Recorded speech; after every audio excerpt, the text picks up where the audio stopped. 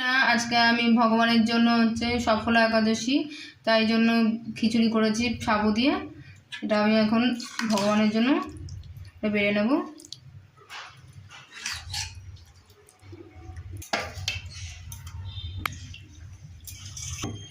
আমি আরেকটা নতুন রেসিপি করেছি, কুমড়ো দিয়ে পায়েস, মিষ্টি কুমড়োর পায়েস।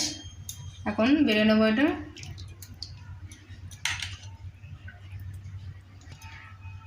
দেখুন সবাই, আপনারা হচ্ছে করে দেখবেন কেমন লাগে।